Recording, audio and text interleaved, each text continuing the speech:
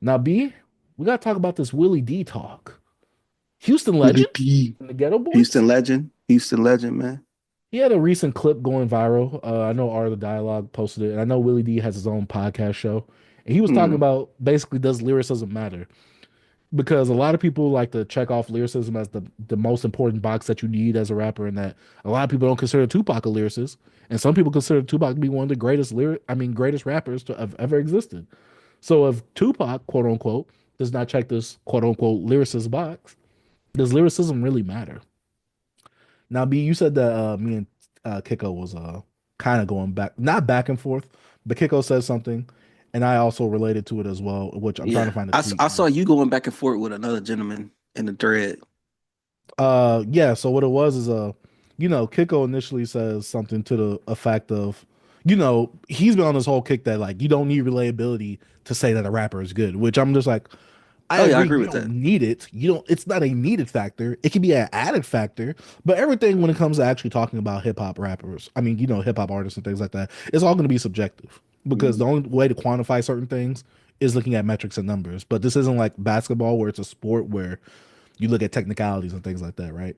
Unless it's like actual lyrical techniques, but we're not doing that. That's weird. mm, So Kiko's been on this thing, and he says one of the tweets he says is being a good lyricist has nothing to do with being able to relate to it. It's simply about putting pen to page, well, whether the listener relates to it or not. Majority of white America can't relate to rap artists, and they are the biggest consumers. So why would that matter?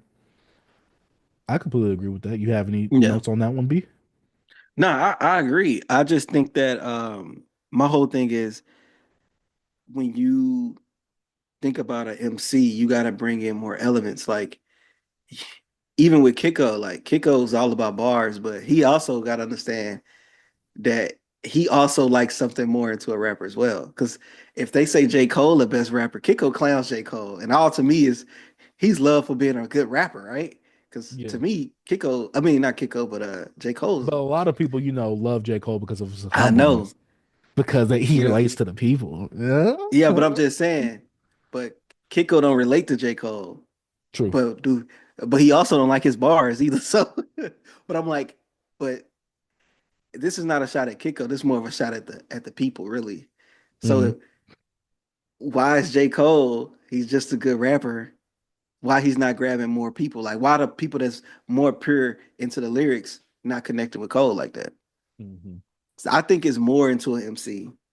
Like even though you have some dope bars, you gotta have some charisma to it. Like 38 Special, like you didn't connect with him when it comes to songs. But you say, oh, if I had special 38 Special doing that on the freestyle, it sounds fire. Because Yeah. it's the setup, it's the punchline setups. It sounds so dope. You know what I Hmm. mean? But he also has that character. He funny with it. He the Hmm. And you that, know, see, in yeah, the and rhythm, he got that rhythm. you know what I'm saying? It brings you in. I think yes, it's more than relatability and it's more of lyrics. It's more of a like that presence you actually bring on the mic as well. And also layers that you can add.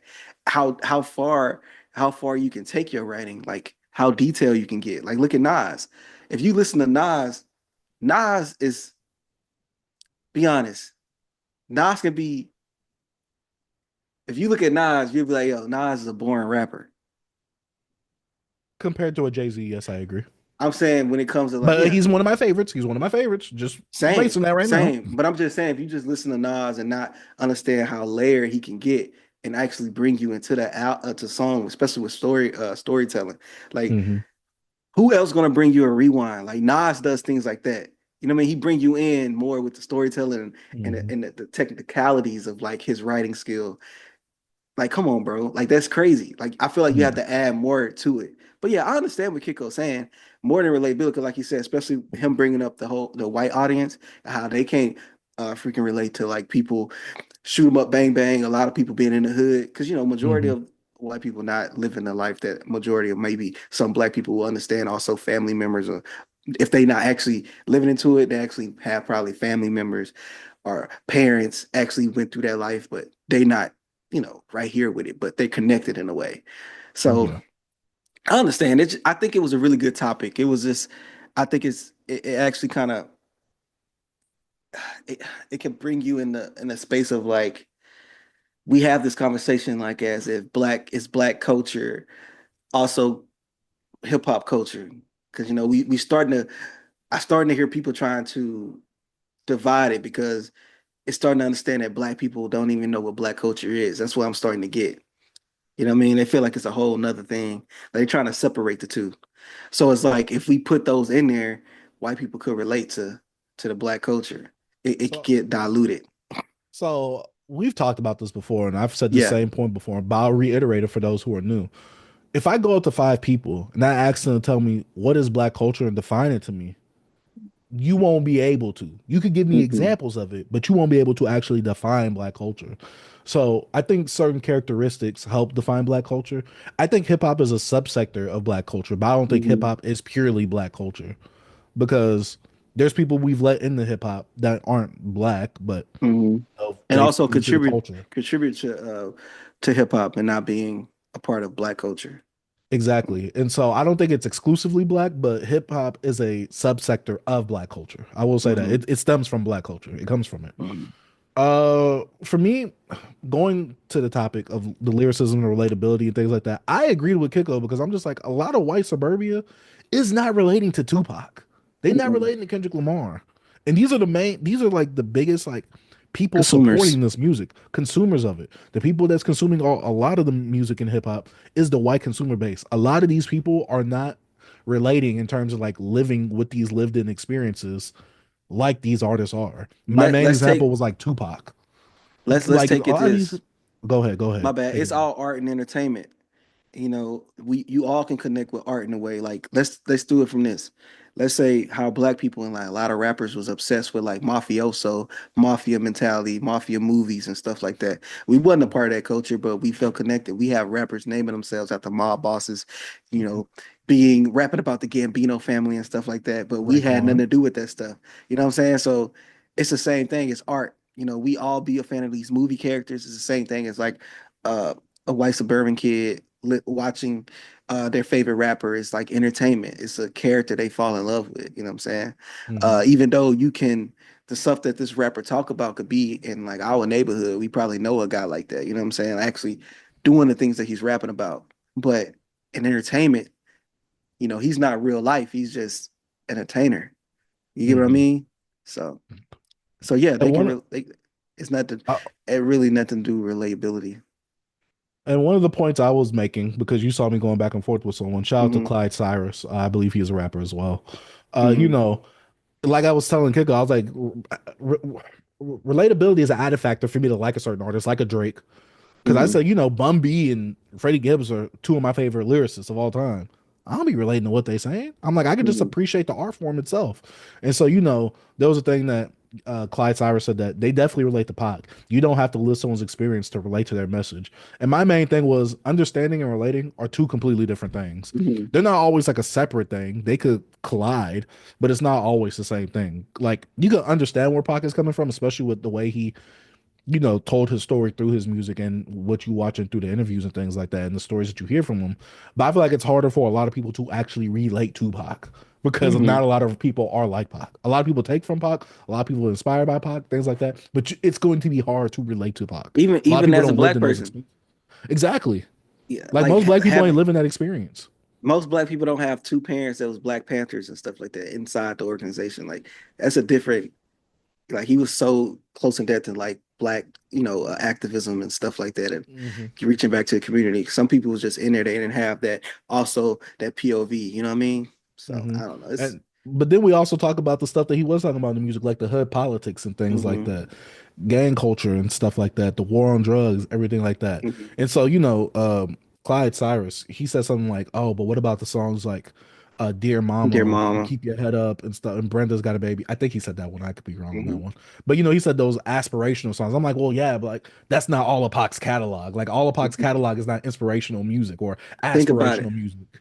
Like R. Kelly made freaking uh I'm the world's greatest. That ain't his Hmm. all his stuff is not inspirational. You know what I'm Yeah, a lot saying? of it is very sex Bro, driven. that song was our school song in elementary school. That was a school song. The World And Greatest that's by the R. one where he Kelly. was in the music video with the boxing ring, right? Yeah, like I'm that lighter in the sky. That's so crazy. Elementary school.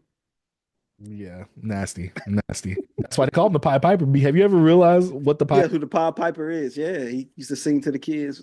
Yeah, the Yeah, Pied nah, Piper. get them carried on rats to Yeah, him. reference. Nasty Yeah, yeah. bastard. How did no one figure that out? Me, that's nasty. Pied, Me, Pied Piper of R&B. that's nasty. Me. That's nasty. But yeah, I don't think relatability. I don't think lyricism is a needed factor to be a great artist. Mhm. Uh, because there's a lot of rappers who make dope songs and they not lyrical. So And my thing lyrical is subjective, bro. it's very subjective unless you want to start going on the technicality stuff like the double Hmm entendres or the triples, and but you need the hmm artist to really like break it down to let you know that's what they was thinking, because a lot of us, and we notice from a lot of other fan bases as well, they'll pull and pick stuff out that was never even intended from the artist out of that lyric right there. So hmm a lot of it is subjective, but also lyricism is like a skill. It is a skill set as well that you can build and learn. But it's all subjective on how high you see that lyricism, basically. So I do agree with that. hmm But yeah, I don't think it's a needed factor, lyricism. But I think if you want to be a great rapper, be the whole package, be like a Kendrick Lamar essentially. Yeah, you're gonna need some lyricism. But besides that, you don't need lyricism to have a hit song. You don't need the lyricism to have a great song. Even though I hmm guess lyrical is subjective to everybody, like, oh, what's lyrical? Oh, I can make a great song, so my pen is great. Therefore, I'm lyrical. I don't know. Then you get into the weeds of it, the Semantics. Oh. semantics. It'd be like, oh, hmm well, you write lyrics, so you're obviously a lyricist. And I'm just like, all right, dog, like, come on. It's yeah, it's the way you say things that people give you that lyrical. With a rapper, it's more technical. But you look at Scarface, to me, he's a lyricist, especially when it comes to how he. It's not about how he say it. It's like what he say, what he connect with you. He know how to say the right things. He know how to like paint that picture so well. Like, Yeah, bro, he's he can make you descriptive. get really emotional. It's like with the I don't know if you're a Bob Dylan fan, but Bob Dylan not the best singer, but what people connected to it with the things he was saying. And he's heralded as one of the biggest, the best lyricists when it comes to musicians. So it Yeah, is for what it sure. is, man. It's all subjective, man. It's all art. It's up to Yeah, your that's all interpretation. music is. But yeah, y'all let us know. Does lyricism matter? Was Willie D tripping? Let us know in the comment section down below, man. Man, shout out to Beyond Beats and Culture.